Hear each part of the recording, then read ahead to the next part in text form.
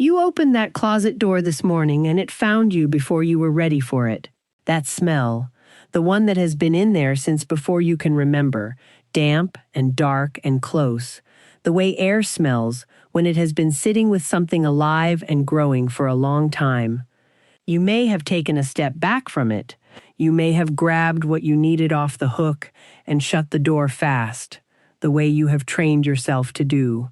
And then you wore that smell on your coat, on the sweater you pulled off the shelf, all the way to wherever you were going, wondering if anyone else could pick it up on you, that closed-in, musty, not quite clean smell that you have not been able to name and have not been able to stop and have quietly stopped mentioning because there is only so long you can keep explaining it to people.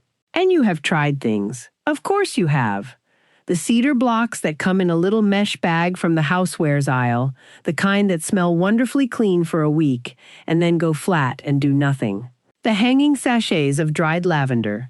Same story, same outcome. A charcoal pouch that the label said would pull the odor straight out of the air and leave nothing behind, which it may have done for a while, a little, before the smell came back up through it. Maybe a spray with a clean-looking label and a price to match that made the closet smell like a department store for 3 days and then faded out completely, and the original smell was right there underneath it waiting, patient and unchanged, the way it always is. Maybe you tried a little electric unit that plugs into the hall outlet, the kind that runs all month and costs you something on your electric bill, for the privilege of doing almost exactly nothing. Maybe you just shut the door and stopped putting anything good in there. That closet smells the same today as it did the day you moved in. I am going to tell you why, and I am going to tell you what actually stops it. My name is Anna Beiler. I am Amish, and I keep house on a farm in Big Valley, Pennsylvania, in a farmhouse that my husband's people have lived and worked in since before the Civil War. The house is old. The closets in it are older. They have seen 100 winters and 100 wet springs and 100 damp harvests, and the kind of August heat that makes a closed room feel like the inside of a bread box left out in the sun. And not one closet in this house carries a bad smell. The big one off the main bedroom where the wool coats hang from April through October. The small one under the back stairs that has not seen proper light in 20 years. Not one of them. There is a powder I keep in a little tin on the pantry shelf. I paid something under $2 the last time I bought any, and that was going on 3 years ago. I can work that powder into a closet before I go to bed, and by the next morning the smell that was there is gone, and I do not mean covered over, the way a spray covers a smell until the spray wears off and the old smell comes back from underneath. I mean the thing that was making the smell is gone. No longer there, and the smell does not come back because there is nothing left in that closet to make it. I want to tell you what that powder is, how to use it, and why you have never once heard about it from the people selling you cedar blocks and lavender sachets, because that last part is worth understanding.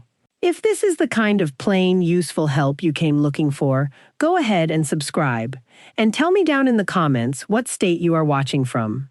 Before you can understand why the powder works, you have to understand what that smell actually is. Not what it seems like, what it is. Because most people have been given the wrong idea about it, and when you are fighting the wrong thing, you lose every time. It is not old air. It is not dust. It is not because the closet does not get opened often enough, though a closet that sits shut gives the problem a better place to work. That smell comes from living things, mold and mildew, colonies of them, growing on the back wall of your closet, in the corner where the baseboard meets the floor, in the wood grain of the shelf, on the back surface of a coat that has hung in the dark since March. You usually cannot see them. They are small and they grow slow.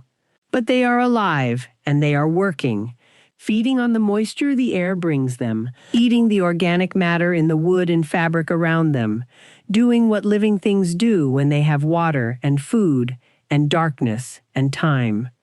What you smell every time you open that door is what they breathe out. The gas a living mold colony exhales as it grows and spreads in the dark. That is what has been sitting in that closed room. That is what is on your coat. You are breathing in what a living colony of mold has been putting off since the last time you shut that door. That is not a stain to be covered. That is not an odor to be masked. That is a living problem, and a living problem needs to be ended. Not perfumed, ended. That is exactly why every single thing you have tried has not lasted. The lavender sachet does not last. The cedar block loses its scent in a season and does nothing after that. The charcoal pouch fades. The spray smells good for 3 days. Because none of them do anything at all to the colony of mold that is making the smell. They sit in the closet alongside it and compete with it for your nose, and the mold keeps growing and keeps breathing, and sooner or later it wins, because nothing you can put in that closet can outsmell a living thing that has everything it needs and nowhere it has to go. The charcoal does pull a little moisture from the air, and moisture is what mold drinks, so it helps some. Cedar slows certain insects. I am not saying these things are entirely useless, but none of them go where the problem actually lives. The problem lives in the colony, rooted into the surface of the wood, and the wall and the floor of your closet. Until that is ended, the smell will always come back, right on schedule, with your money already spent on whatever did not stop it last time. Now let me tell you about this powder. What it is and where it has been. It is a mineral, a natural salt, white as chalk, drawn out of ancient dry lake beds, where a great inland body of water dried away over thousands of years and left behind deposits in the earth. It forms as a crystalline powder, with no smell of its own, plain to look at. You would not know it from baking soda if I set a spoonful in front of you on the table. It has been in use in this country for 150 years or more. The miners who dug it out of the dry California and Nevada flats in the 1870s hauled it out by wagon teams, and the most common name for it today comes straight from that trade. By the time of my great-grandmother, it was a standard article in the general store, right alongside the flour and the salt and the lamp oil, and nobody had to explain to the housewife what it was for, because every housewife already knew. The farmers used it. The women who kept those farms' houses used it in the wash, in the root cellar, in every damp, dark corner where mold and mildew liked to find their way. My grandmother kept a twist of it in a small tin on the pantry shelf. My mother had that same tin when she set up her own house. She handed it to me the week I was married and showed me what it was for, the same as her mother had shown her. It is called borax, sodium tetraborate, and you have likely seen it in the laundry aisle, in a yellow cardboard box, the 20 Mule Team name on the front, and walked right past it because it said laundry booster and you were not there for laundry. That same powder, in that same yellow box, is what I am talking about. The box costs $3 to $4. A large one will last you 2 or 3 years of regular use. Easy. For one closet treatment, you are spending something under 50 cents. In my community, we have kept it because we have had to keep it. We cannot run to the store and buy the easy answer when the easy answer fails. So we do not allow ourselves to forget the cheap thing that works. We pass it down the only way that truly lasts. Not in any book, but in a kitchen, from one pair of hands to the next. Now let me tell you how it works, because it is a sensible thing and worth understanding. When you wash a mold-covered surface with bleach, the bleach kills what is on that surface. I will not say otherwise. But then the bleach dries away, and the surface is left unchanged. The wood or the plaster is still the same good ground for mold that it was before. A spore drifts in from the air, a trace of moisture finds the corner, and the colony begins again, right where it was. Most people who have washed a closet with bleach already know this. The smell leaves for a month, maybe 2, and comes back as though it had only stepped out for a while. Borax does not work that way. When you wash a surface with borax dissolved in water and then leave it to dry without rinsing it, the borax stays. The water evaporates. the mineral does not. It dries onto the surface and changes the chemistry there, raises the pH, and the surface it has dried on is now a surface where mold does not thrive. The colony it killed at the root, not just the top, and a new colony finds poor ground to start on because the dried borax is still sitting there, still doing its quiet work, still making the surface unwelcoming. You are not just cleaning what was there. You are treating the ground so that what tries to come back cannot easily take hold. That is why the smell is different by morning. The colony is no longer alive and no longer breathing, and the gas it was making is no longer being made.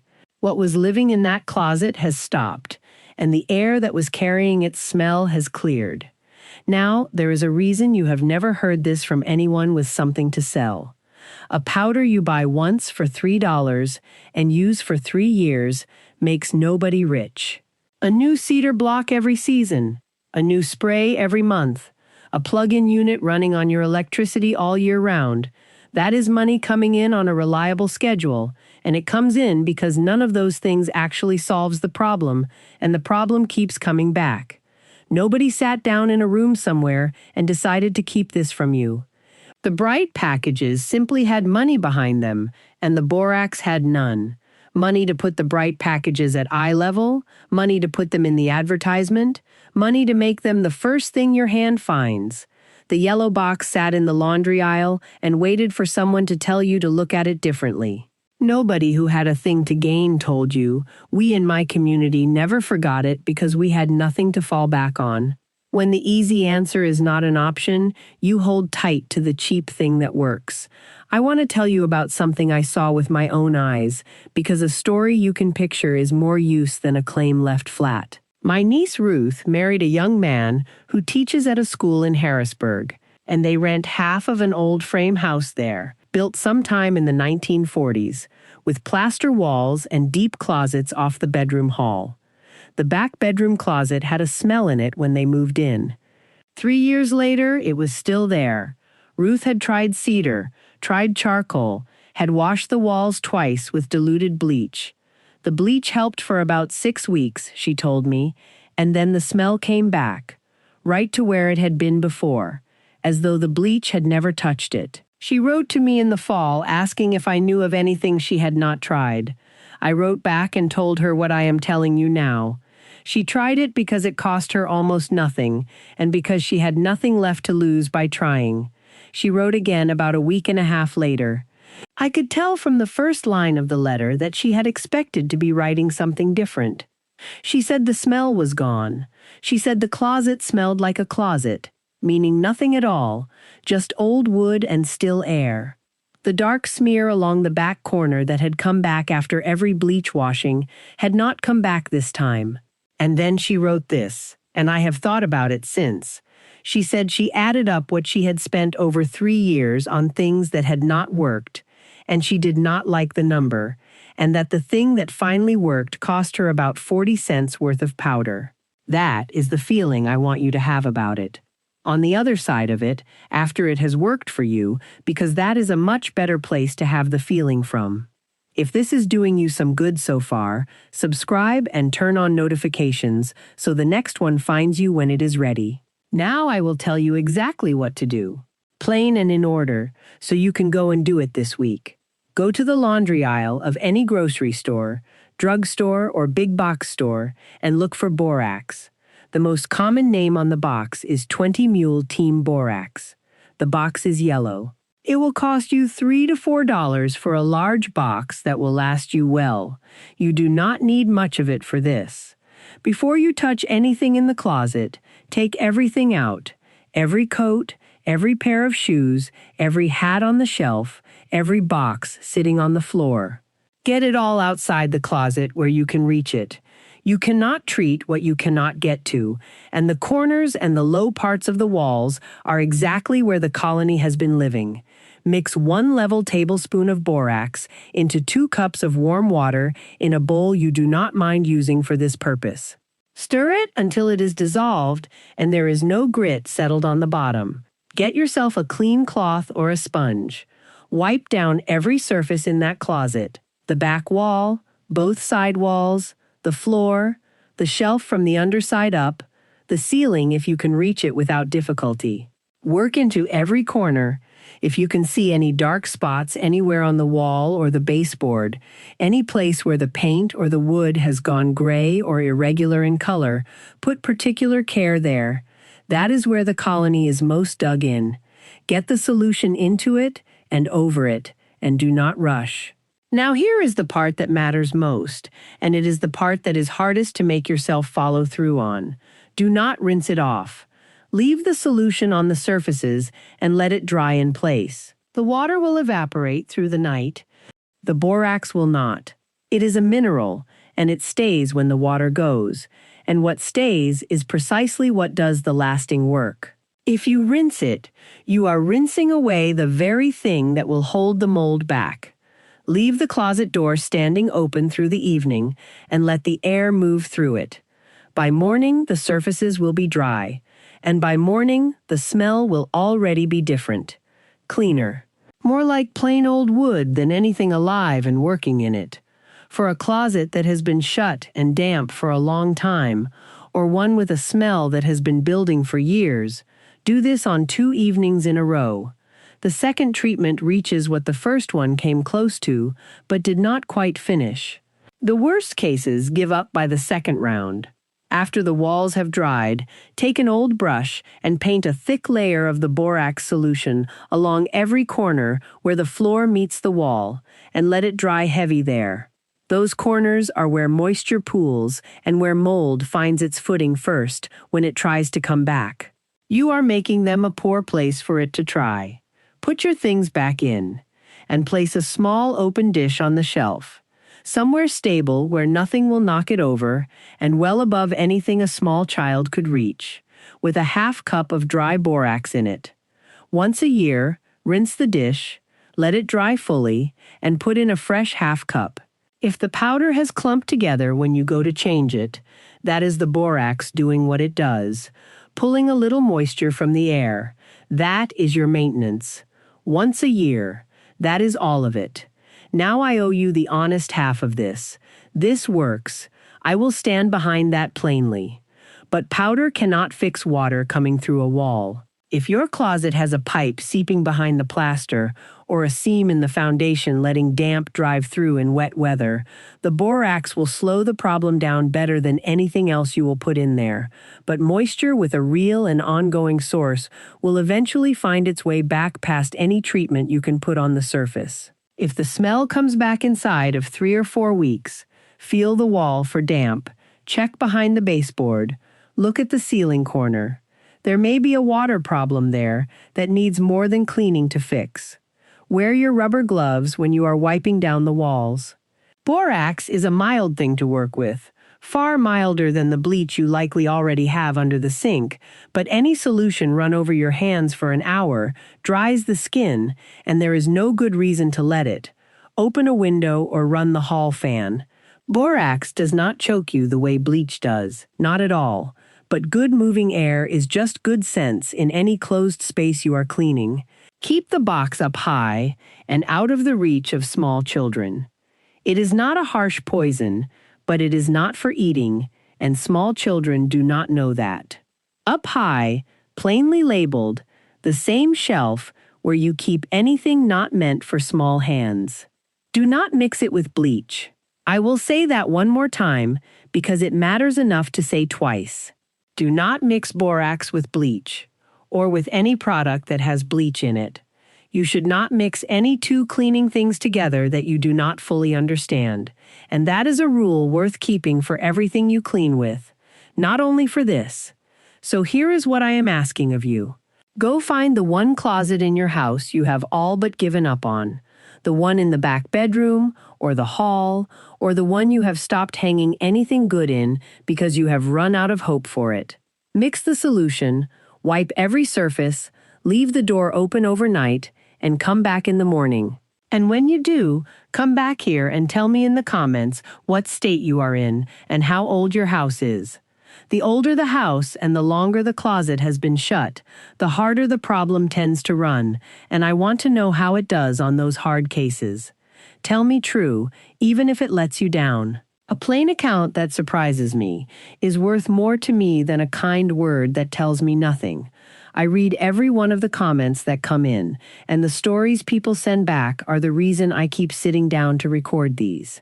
And if it works for you, and I believe it will, then I would ask you one more thing. Teach it to one person who does not know it. A daughter in her first apartment with a hall closet she has already written off. A neighbor who has been buying cedar blocks for 3 years and cannot understand why they keep stopping working. Write it on a card and slip it in their mailbox. Tell them over the fence. Tell them the way my mother told me, which is with the tin already in your hand and the warm water already on the stove. That is how this kind of knowledge stays alive when nobody has put it in a book. Not in print, but passed from one pair of hands to the next. In a kitchen, or across a fence row, or on a quiet morning in front of a screen. The chain of handing it on is the only reason I know what I know. I would like you to be the next link in it, not the place it stopped. Thank you for sitting with me through this. Subscribe if you want more old household wisdom, and the next video is right there on your screen when you are ready for it.